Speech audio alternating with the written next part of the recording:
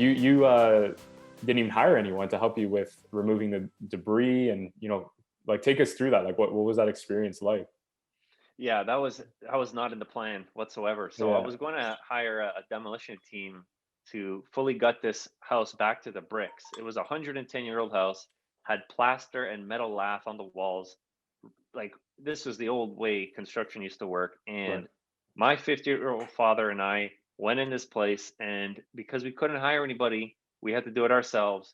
Rip this thing back to the studs, put all the garbage. I think it was probably more than 15,000 pounds worth of material in garbage bags placed in the backyard because we couldn't get a bin, we didn't have a driveway, and Yeah, then had to haul it to the dump ourselves. That probably took us, I don't even know, a number of months to do, just chipping away, chipping away. I'm so grateful that my dad was able to help. And this guy has a full-time job.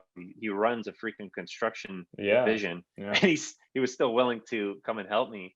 We were Hmm. joint venturing on the deal together, so I'm really grateful he helped me out. But obviously, on your end, as a director and a producer, Right. you need to be in front of people, Or at least, yeah, right? be with Or at least people. be Like, with yeah, people. there's a lot of moving parts. It's not like, yeah, I could do it all on my own. As much as there's times when you want to do it all on your own. You need a subject, you need an actor, you need something to film. Um, Yeah, so yeah, for me, man, when it hit, I'll be honest, yeah, the first few months, probably until May or June, I was like, um, doing like scavenging, like just anything I can find, pieces of footage, like just trying to stay as creative as I could.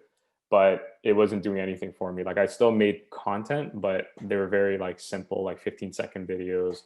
I went on TikTok to see like what I could do with that. But I was suffering a lot, because again, that creative itch wasn't being scratched, and I wasn't able to go out. And I was devastated. I'll be honest, because I was really excited. I had all my contacts lined up, and I had a lot of projects that, were supposed to be even being filmed, around May or April. That was the yeah, plan, the initial plan, like that short film I was discussing with you about. And I was worried. I didn't know if things were going to fall through. At the time, people forget, like when it first started, there wasn't like you wear a mask and that's it, you wash your hands. Like people didn't even know what to do for the first week or two until you started getting the announcements. And I didn't know what to make of it. I didn't know, you know, how many jobs were going to be lost, or what was going to happen to the economy. So just a lot of things that were running through my mind. And again, pursuing the arts is hard enough, it's challenging enough, and when you got to deal with these external factors, it doesn't really help. So I can only imagine, other fellow artists that are in that situation. But eventually, I kind of forced myself. And this is what I discuss with a lot of people in the industry, a lot of creatives that I have on this podcast. Is I always say, like, how did you keep busy? How did you keep creative? How do you stay creative? And I'm always curious, their techniques. And for me, I just went back to basics, something as simple as drawing. I discovered a passion for drawing, and I decided to draw characters that I grew up with, nostalgic characters, and I've been getting a lot of high praise, a lot of high compliments for it. And again, it's just another piece of a portfolio that I created for myself, and it occupied a lot of my time, but it also allowed me to not think about so much of the negativity at the time when I was like, oh, I'm all cooped up and there's nothing really to do. I enhanced my editing. I learned some more techniques, and played around with like VHS effects and music, investing in some music licenses. So it's all about, I guess, expanding and bettering the brand, and learning new skill sets, right? Something we always advocate, always endorse, and that's something that I did. I also decided to read more. I never, like, I always read in the past, not illiterate, but I never read as much as I wanted to, or as much as a writer should, right? I should mention that I also write my own content, and screenplays and things like that. So writing allowed me to, and it wasn't just narrative storytelling. It was self-help books. I got all into self-help, like The Power of Now and The Subtle Art of Not Giving a Fuck. And you got The Happiness Advantage. And I discussed them on my vlogs because I want them to help people as much as they help me. I know that there's someone watching it that is struggling with, how do they find the inspiration, or how do they not compare themselves with other people and only compare with who they were yesterday, right? So I guess it just came down to, man, self-reflection. I used that time. How I coped with it is just looking inwards and realizing, who's Daniel, who does he want to be, and what is his potential. And in that brief period, or that long period to a lot of people where nothing was really happening, I took advantage of it, and I did as much as I could in terms of keeping my mind stimulated. Right, I finished a script that I was putting off for a year.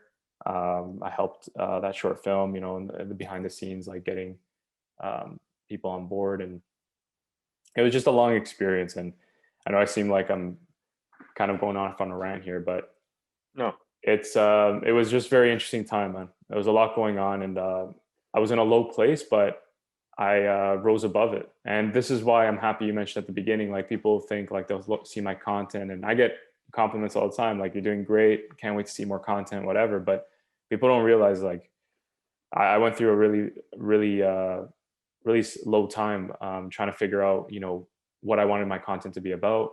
What was I going to tell the world, talk about with, what I wanted to discuss. But we survived. We overcome it, and we realized, there's no challenge we can overcome, and there's no obstacle we can't break through, right?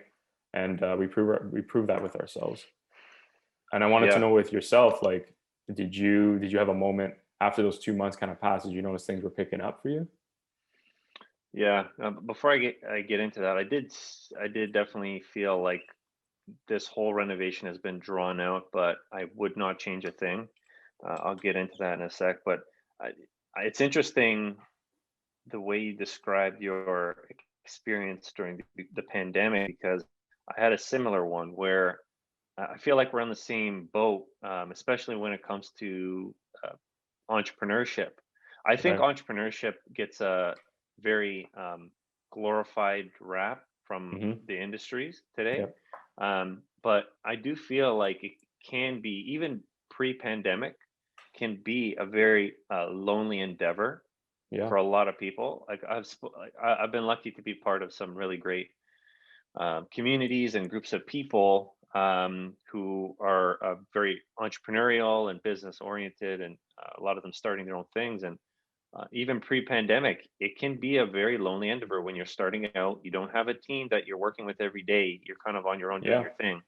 Like I spent many days, many days, just doing stuff at the house before the permit came through, demolishing a house by myself for 8 hours at a time, then going home, not being able to see friends. A Yeah. phone call can only do so much, right? Yeah. FaceTime can only do so much. And you know what? A lot of entrepreneurs that I've spoken to, even pre-pandemic, going through the same thing.